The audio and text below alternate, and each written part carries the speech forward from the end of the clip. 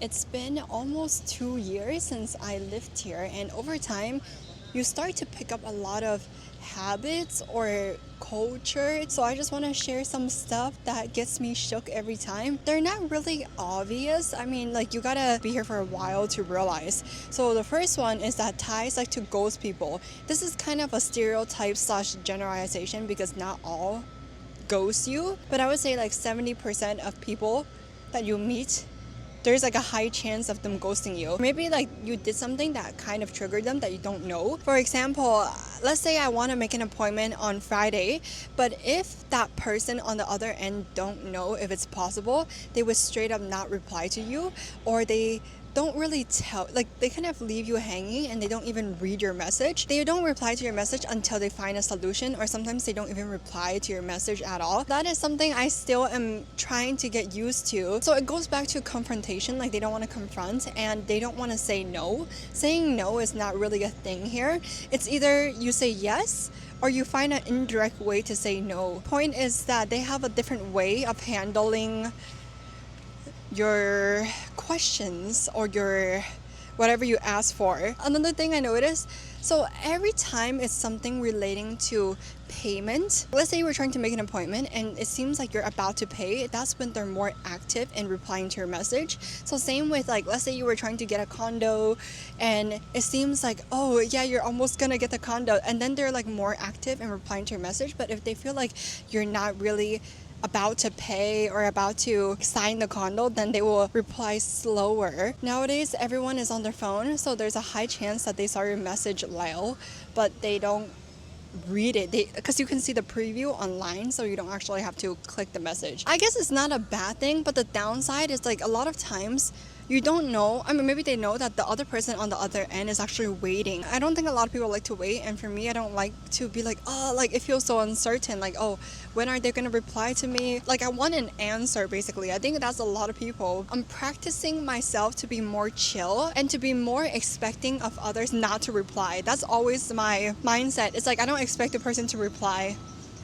So you always have backup plans, like plan B, C, D, E, F. So yeah, don't be waiting for someone to reply to your message, because there's a high chance that they won't, unless if it involves you paying, like deposit, which also you gotta be careful, because not all, but sometimes some people keep your deposit.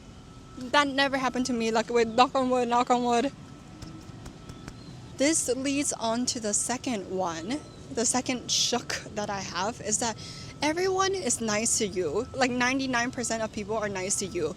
But I don't know if they're actually nice, or is it because they're trying to get something out of you. I guess this is a good thing, because you should be nice to everyone in general, unless if they're mean to you. I think the mindset behind this is that you never know, or they never know, if you'll be successful or big in the future. So that's why they're nice to everyone, and it's kind of like a mini investment, I would say. Like, they would be nice to you, and then like in case one day you are big and then they ask you for a favor in the future. But I know that there are some people that are actually genuinely nice, but a lot of times the nice have some sort of motive behind it. People always follow you on IG. ขอ IG ได้ไหม? ขอ Line ได้ไหม? They just want to add you in their contact list, but it's not because you guys are close. It's just to have your contact for just in case. Like, oh, in case you need to use this person. Okay, that sounds bad. In case you need to ask someone for something. Thailand is known as the land of smile for a reason. Nowadays, I smile more. Just makes you happy. Like, even if you're not actually happy, but you just smile. The thing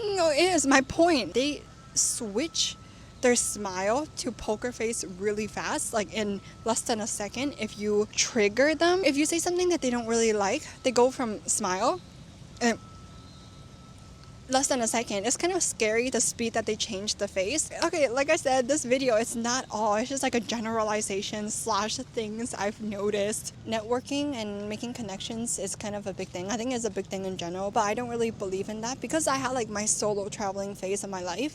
So I believe in myself. Believe in yourself the most, because like the people that you make connections with, there are a lot of times when something actually happened, you can't really go to them anyway, and also sometimes you don't want to bother people. And I also feel like if you try too hard, it comes out not natural. It's like obvious that you're trying so hard to get to know this other person. Okay, so a lot of celebrities, they kind of promote a small brand. They're pretty big, so why would they promote this small brand? A lot of times it's because they're friends of the owner, or they somehow know the owner, and it's kind of about making connections and good relations. So it's like, okay, I'll promote for you for free. I heard a lot of times they don't get paid. I know that connections and networking is important and it can get you far. If you can get far without connections, then why make the connections to begin with? Back then, people have to make connections physically and network. But now, as long as you post a video or post a picture or whatever post, you get connected with a lot of people. I'm trying to point out, or this is what I've noticed about how Thai culture or Thai society works, because it's really like family. Nowadays, I always go on group trips. I don't really go on solo trips anymore. Not that I can't, but it's because I think it's more fun with other people. So in the West, it's really individualistic. You only think about yourself. And I guess even my personality is more like I only care about myself. But here, you kind of have to care about other people, and I think you get influenced by the people around you over time, because at first I don't really care about anyone, but now it's like, okay, let's say, oh, they want some water, they look like they're dry, I'd be like, oh, you want some water?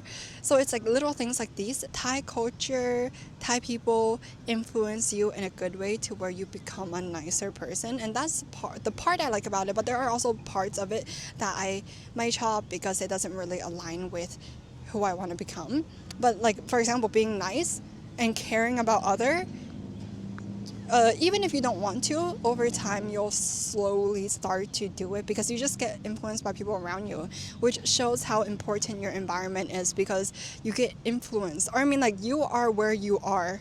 Oh, another like mini thing, it's not on the feeling part, but it's the physical. So a lot of times when you go into a salon or clinic or a massage, you gotta take off your shoes and then you wear their slippers. That is something I still am getting used to, because a lot of times I forget to take off my shoes, or like I feel like their slippers are a bit nasty because you don't know who wore it. But here, whenever they go to a hotel, they treat it as home. So they would take off their shoes and then they walk in the hotel floor barefoot. Or at least for me, I don't really do that because I feel like it's quite nasty. Like, you don't know who was in that room before, and no way the hotel room is 100% clean compared to your home. It makes sense because the hotels in Thailand, they're actually cleaner and better quality. Like, even if you book like a 3-star hotel, it's equivalent to like a 1-star hotel in US in a way. And then another thing, okay, I'm trying to find a shade. It's so sunny.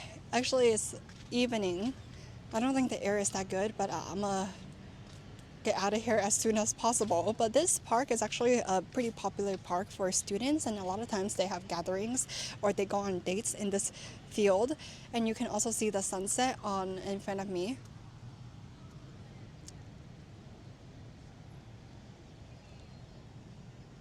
Not a lot of people yet because it's quite hot. I realize Thais, they don't like hot, which makes sense. People here are so good at taking pictures and videos, and like, they're really social. Even if they're introvert, they like to post.